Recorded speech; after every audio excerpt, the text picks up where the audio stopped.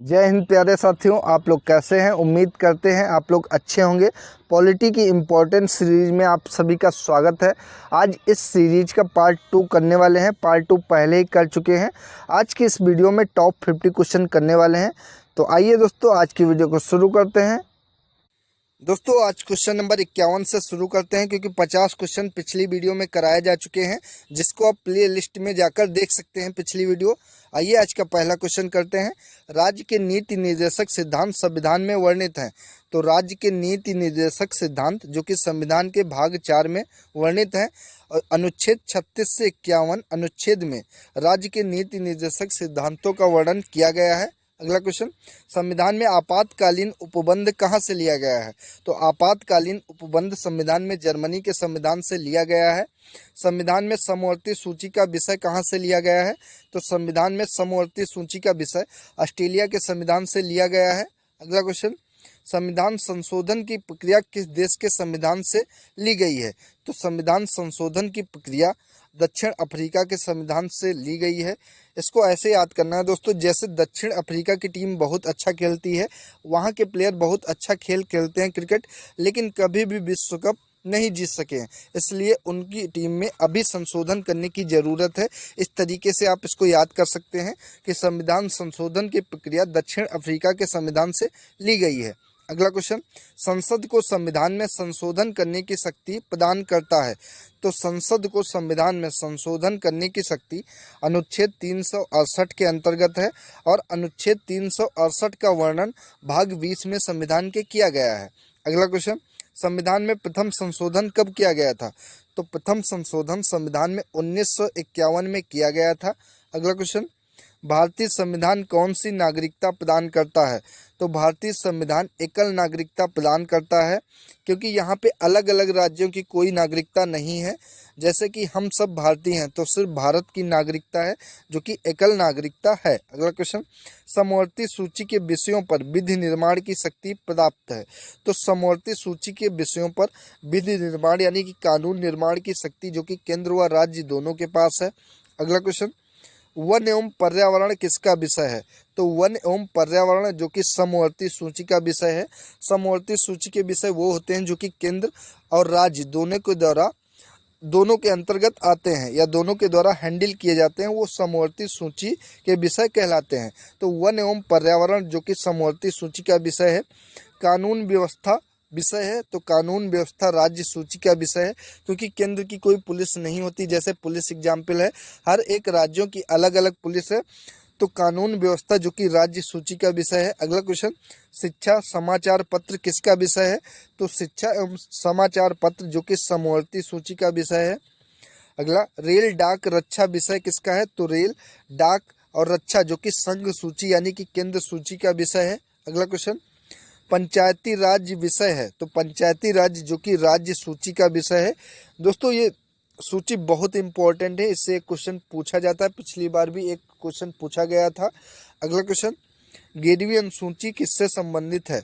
तो 11वीं अनुसूची संविधान में पंचायती राज से संबंधित है। अगला क्वेश्चन, पंचायती राज का सबसे छोटा अंग कौन सा है। तो पंचायती राज का सबसे छोटा अंग ग्राम पंचायत है, जो कि ग्राम पंचायत होती है। 2 या 3 या 4 जितने भी गांव मिलकर बनते हैं, एक ग्राम पंचायत होती है। वो ग्राम पंचायत पंचायती राज का सबसे छोटा अंग है। और सबसे बड़ा अंग कौन सा है। तो जिला पंचायत सबसे बड़ा अंग है पंचायती राज का। अगला क्वेश्चन, ग्राम पंचायत चुनाव की जिम्मेदारी किसकी होती है। तो ग्राम पंचायत के जो चुनाव होते हैं, इसकी जिम्मेदारी राज्य सरकार की होती है। राज्य सरकार के द्वारा ग्राम पंचायत के चुनाव कराए जाते हैं। अगला क्वेश्चन, पंचायत स्तर पर राज्य सरकार का प्रतिनिधित्व कौन करता है। तो पंचायत स्तर पर राज्य सरकार का प्रतिनिधित्व ग्राम सेवक करता है, यानी कि ग्राम प्रधान करता है। अगला क्वेश्चन, पंचायती राज व्यवस्था त्रिस्तरीय शुरू की गई थी। तो पंचायती राज व्यवस्था त्रिस्तरीय जो कि बलवंत राय मेहता समिति की रिपोर्ट पर पंचायती राज व्यवस्था शुरू की गई थी। अगला क्वेश्चन, सबसे पहले पंचायती राज व्यवस्था कहाँ लागू की गई थी। दोस्तों वेरी वेरी इंपॉर्टेंट क्वेश्चन है, अच्छे से आप लोग इसको याद कर लीजिए। कई बार एग्जाम में पूछा जा चुका है कि सबसे पहले पंचायती राज व्यवस्था कहाँ लागू की गई थी। तो भारत में सबसे पहले पंचायती राज व्यवस्था राजस्थान के नागौर डिस्ट्रिक्ट में लागू की गई थी, जो कि 2 अक्टूबर 1959 को लागू की गई थी। अगला क्वेश्चन, 73वां संविधान संशोधन जो कि 1992 में हुआ था, ये किससे संबंधित है? तो 73वां संविधान संशोधन 1992 जो कि पंचायती राज व्यवस्था से संबंधित है। ये भी इंपॉर्टेंट क्वेश्चन है, पूछा जा सकता है एग्जाम में। अगला क्वेश्चन, भारत में नागरिकता का प्रावधान कैसा है? तो भारत में नागरिकता का प्रावधान एकल नागरिकता है, यहाँ पे पहले डिस्कस कर चुके हैं। अगला क्वेश्चन, भारत की नागरिकता लेने तथा खोने के लिए न्यूनतम अवधि क्या है? तो भारत की नागरिकता लेने के लिए 10 वर्ष तथा खोने के लिए 7 वर्ष की अवधि है। अगला क्वेश्चन, मौलिक अधिकार संविधान के किस भाग में वर्णित हैं? तो मौलिक अधिकार जो कि संविधान के भाग 3 में वर्णित हैं। और अनुच्छेद की बात करें तो अनुच्छेद 12 से लेकर 35 तक मौलिक अधिकारों का वर्णन किया गया है संविधान में। ठीक है दोस्तों। अगला क्वेश्चन, मूल संविधान में मौलिक अधिकार कितने थे? तो मूल संविधान में मौलिक अधिकार 7 थे, जो कि अब 6 बचे हुए हैं। अगला क्वेश्चन, वर्तमान में मौलिक अधिकार कितने हैं? तो वर्तमान में मौलिक अधिकार 6 हैं। अगला क्वेश्चन, संपत्ति के अधिकार को मूल अधिकार की सूची से हटाकर विधिक अधिकार अनुच्छेद 300 का कब कर दिया गया? तो संपत्ति के अधिकार को मूल अधिकार की सूची से हटाकर विधिक यानी कि कानूनी अधिकार जो कि अनुच्छेद 300 का के अंतर्गत है, इसको 44वें संविधान संशोधन जो कि 1978 में हुआ था तब कर दिया गया था। अगला क्वेश्चन, मौलिक अधिकारों को संशोधित करने का अधिकार किसके पास है? तो मौलिक अधिकारों को संशोधित करने का अधिकार सिर्फ संसद के पास है। अगला क्वेश्चन, व्यक्तिगत स्वतंत्रता की रक्षा के लिए महत्वपूर्ण रिट याचिका कौन सी है? तो व्यक्तिगत स्वतंत्रता की रक्षा के लिए महत्वपूर्ण रिट जो कि हैवियस कॉर्पस की याचिका है। अगला क्वेश्चन, वर्तमान में अनुच्छेद 15 का में वर्णित मूल कर्तव्यों की संख्या कितनी है? तो वर्तमान में अनुच्छेद 15 का, यहाँ पे मिसप्रिंट हो गया, अनुच्छेद 15 नहीं होगा, अनुच्छेद 51 का होगा या 51A, जिसके अंतर्गत मूल कर्तव्यों का वर्णन किया गया है भाग 4 का। और अनुच्छेद 51 का के अंतर्गत संविधान में मूल कर्तव्यों का वर्णन किया गया है। इंपॉर्टेंट क्वेश्चन है, आप लोग अच्छे से याद कर लीजिए इसको। तो अभी मूल कर्तव्यों की संख्या 11 है। अगला क्वेश्चन, मूल कर्तव्यों को कब शामिल किया गया संविधान में? तो 42वां संविधान संशोधन जो कि 1976 में हुआ था, तब मूल कर्तव्यों को संविधान में शामिल किया गया। और 42वां संविधान संशोधन को क्या कहा जाता है बताइए दोस्तों, पिछली वीडियो में हम करा चुके हैं। तो 42वां संविधान संशोधन को मिनी संविधान संशोधन कहा जाता है, क्योंकि सबसे बड़ा संविधान संशोधन यही था दोस्तों। इसको मिनी संविधान कहा जाता है, ना कि संविधान संशोधन। तो 42वें संविधान संशोधन को मिनी संविधान के नाम से जाना जाता है। अगला क्वेश्चन, मौलिक कर्तव्यों को संविधान में किस समिति की अनुशंसा पर जोड़ा गया था? तो यहाँ पे संविधान है, तो मौलिक कर्तव्यों को संविधान की सरदार स्वर्ण सिंह समिति की अनुशंसा पर जोड़ा गया था। अगला क्वेश्चन, अस्पृश्यता का अंत किया गया या छुआछूत का अंत किया गया? तो इम्पोर्टेंट क्वेश्चन है, कई बार एग्जाम में ये भी पूछा गया। तो अनुच्छेद 17 के अंतर्गत छुआछूत का वर्णन है। इम्पोर्टेंट अनुच्छेद है ये, अच्छे से याद कर लीजिए इसको। अगला क्वेश्चन, अस्पृश्यता विरोधी अधिनियम कब बना? तो ये 1955 में बना। अगला क्वेश्चन, प्रेस की स्वतंत्रता संविधान में कहाँ वर्णित है? तो प्रेस की स्वतंत्रता जो कि अनुच्छेद 19 का के अंतर्गत वर्णित है। अगला क्वेश्चन, चौथा स्तंभ इंगित करता है, ये चौथा स्तंभ किसे कहा जाता है? तो चौथा स्तंभ प्रेस को कहा जाता है। इंपॉर्टेंट क्वेश्चन है ये भी। अगला क्वेश्चन, प्राण एवं दैहिक स्वतंत्रता कहाँ वर्णित है? तो प्राण एवं दैहिक स्वतंत्रता का उल्लेख अनुच्छेद 21 के अंतर्गत किया गया है। दोस्तों ये भी आरआरबी ग्रुप डी में पूछा भी गया था कि अनुच्छेद 21 किससे संबंधित है? तो प्राण एवं दैहिक स्वतंत्रता से अनुच्छेद 21 संबंधित है। अगला क्वेश्चन, अल्पसंख्यक वर्गों के हितों का संरक्षण दिया गया है। तो अल्पसंख्यक वर्गों के हितों का संरक्षण जो कि अनुच्छेद 29 के अंतर्गत किया गया है, इसका वर्णन। अगला क्वेश्चन, 6 से 14 वर्ष की उम्र के बच्चों के लिए निःशुल्क शिक्षा अनिवार्य किया गया है।